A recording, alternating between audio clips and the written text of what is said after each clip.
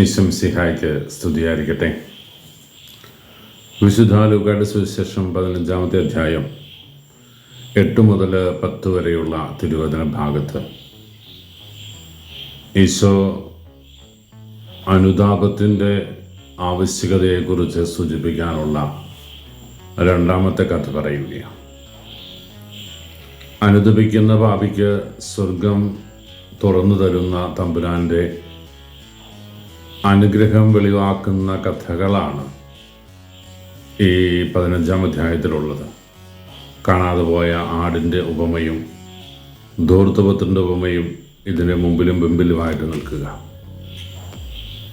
മറ്റ് 2 ഉപമകളിൽ ഉള്ളതിൽ നിന്ന് വ്യത്യസ്തമായ ഒരു ശൈലിയിലാണ് ഇവിടെ ഈശോ കഥ പറഞ്ഞു വെക്കുക.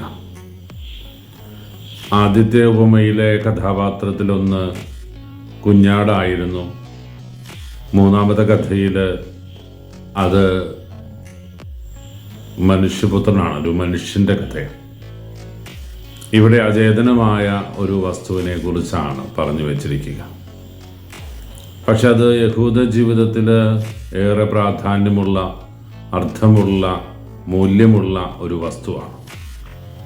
അത് നഷ്ടപ്പെടുത്തി കളയാൻ പാടില്ലാത്ത ഒരു വസ്തുവാണ്. അതുകൊണ്ടാണല്ലോ നാം ആ തിരുവചന ഭാഗത്ത് ഈശോയുടെ അല്ലെങ്കിൽ ഒരു യജമാനത്തിയുടെ, വീട്ടമ്മയുടെ വളരെ ജാഗ്രതയുള്ള ഒരു അന്വേഷണം നമ്മൾ കാണുക. യഹൂദ പാരമ്പര്യമനുസരിച്ച് യഹൂദ സ്ത്രീകൾ സീനായി മലയിൽ വെച്ച് ദൈവം മോശയ്ക്ക് കൊടുത്ത 10 കൽപ്പനകളുടെ പ്രതീകമായി 10 സ്വർണ്ണ നാണയങ്ങൾ കോർത്ത് മനോഹരമായ മാലയായി കഴുത്തിൽ അണിഞ്ഞു നടക്കാറുണ്ട്. ആ മാല പൊട്ടുകയോ ഇടയ്ക്ക് അതിലെ നാണയങ്ങൾ ചോർന്നു പോവുകയോ ചെയ്യുമ്പോൾ അത് യഹൂദ സ്ത്രീകളെ സംബന്ധിച്ച് വലിയ നൊമ്പരത്തിൻ്റെ വിശേഷമാണ്. സ്വർണത്തിൻ്റെ വില കൊണ്ടല്ല, വളരെ അമൂല്യമെന്ന് കരുതേണ്ട 10 കൽപ്പനകൾ. നമുക്കറിയാം, ഇന്നും യഹൂദ പാരമ്പര്യമനുസരിച്ച് ഏറ്റവും കൂടുതൽ വില കൊടുക്കുന്നതും ഏറ്റവും കൂടുതൽ സമയം ചെലവഴിക്കുന്നതും ഈ നിയമങ്ങൾ പഠിക്കുവാനും അത് പ്രാവർത്തികമാക്കാനും. ആ ജനത എത്രമാത്രം പ്രാധാന്യത്തോടെയാണ് കഴുത്തിൽ ഈ കാശുമാല അണിയുന്നത് എന്ന് നമുക്കറിയാം.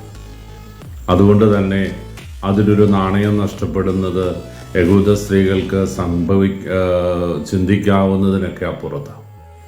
അതുകൊണ്ടാണല്ലോ നമ്മളിവിടെ കാണുന്ന ആ സ്ത്രീ വീട് മുഴുവനും അടിച്ച് വൃത്തിയാക്കുന്നത്, ചികഞ്ഞ് പരിശോധിക്കുക. കുന്തം പോയാൽ കുടത്തിലും തപ്പണമെന്ന് നമ്മുടെ പൂർവികർ പറയുന്നത് പോലെ വീടും പരിസരവും മുഴുവൻ അവൾ അടിച്ചു തൂത്തു വാരി പരിശോധിക്കുകയാണ്.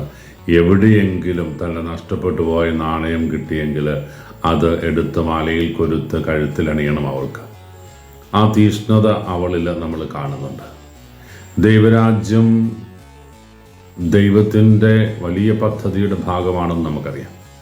അതുകൊണ്ട് തന്നെ നഷ്ടപ്പെട്ടു പോയ ഒരു കുഞ്ഞാടിനെ, നഷ്ടപ്പെട്ടു പോയ ധൂർത്തപുത്രനെ ആഗ്രഹത്തോടെ, താല്പര്യത്തോടെ കാത്തിരിക്കുന്ന ഒരു അപ്പൻ്റെ അല്ലെങ്കിൽ തേടി അന്വേഷിക്കുന്ന ഒരു ഇടയൻ്റെ മനോഭാവത്തോടു കൂടി തന്നെ ഇവിടെ ഇതാ വീട്ടമ്മ ചികഞ്ഞു പരിശോധിക്കുകയാണ് നഷ്ടപ്പെട്ടു പോയ തൻ്റെ നാണയത്തിന് വേണ്ടി.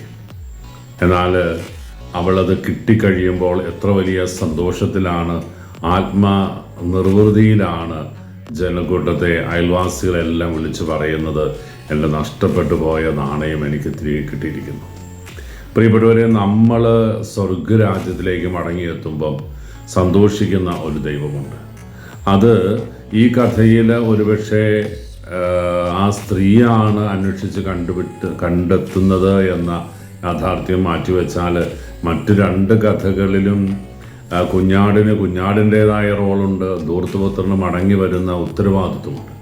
ഈ 2 തലങ്ങളും ഈ കഥയിലില്ല എങ്കിൽ കൂടി ദൈവം സന്തോഷിക്കുന്ന, സ്വർഗം സന്തോഷിക്കുന്ന സുലഭമായ ഒരു നിമിഷമാണ് ഒരു ഭാവിയുടെ യാത്ര, മടങ്ങിയെത്തൽ എന്നത് ഗൗരവത്തോടെ നമ്മൾ കാണണം. അതുകൊണ്ട് തന്നെ നാം ദൈവസന്നിധിയിൽ നിന്ന് അകന്നു പോയവരാണെങ്കിൽ നമ്മുടെ മടങ്ങി വരവ് ആഗ്രഹിക്കുന്ന ഒരു ദൈവം നമുക്കുണ്ടെന്നും തീഷ്ണതയോടെ നാം മടങ്ങാൻ ആഗ്രഹിക്കണമെന്നും വചനം നമ്മളെ ഓർമ്മിപ്പിക്കുന്നുണ്ട്. ഒപ്പം നമ്മുടെ കുടുംബങ്ങളിൽ നിന്ന്, നമ്മുടെ വ്യക്തിബന്ധങ്ങളിൽ നിന്ന്, നമ്മുടെ സ്നേഹവലയത്തിൽ നിന്നൊക്കെ പുറത്ത് ചാടിയവർ, അവരെയൊക്കെ തിരിച്ച് നമ്മുടെ ആലയിൽ കൂട്ടാൻ, നമ്മിൽ നിന്ന് തെറ്റായ ബന്ധങ്ങളുടെ പേരിൽ അകന്നു നിൽക്കുന്നവരെയൊക്കെ സ്നേഹബുദ്ധിയാ തിരിച്ച് ഈ ആലയത്തിൻ്റെ പുണ്യത്തിലേക്ക് ചേർത്ത് പിടിക്കാനുള്ള ഉത്തരവാദിത്വം കൂടെ നമുക്ക് വ്യക്തിപരമായി തിരുവചനം നൽകുന്നുണ്ട്. അങ്ങനെ അന്വേഷിക്കാനുള്ള ത്വര നമ്മുടെ ഹൃദയത്തിലുണ്ടാകട്ടെ. നഷ്ടപ്പെട്ടു പോയവരാണെങ്കിൽ അവൻ്റെ സന്നിധിയിലേക്ക് മടങ്ങിപ്പോകാനുള്ള തീഷ്ണത നമുക്കുണ്ടാകട്ടെ. ഈശോ നമ്മളെല്ലാവരെയും അനുഗ്രഹിക്കും. കർത്താവിശ്വം സിഹായുടെ കൃപയും പിതാവായ ദൈവത്തിൻ്റെ സ്നേഹവും പരിശുദ്ധാരൂപിയുടെ സഹവാസവും നാം എല്ലാവരും കൂടി ഉണ്ടായിരിക്കട്ടെ, ഇപ്പോഴും എപ്പോഴും എന്നേക്കും. ആമേൻ.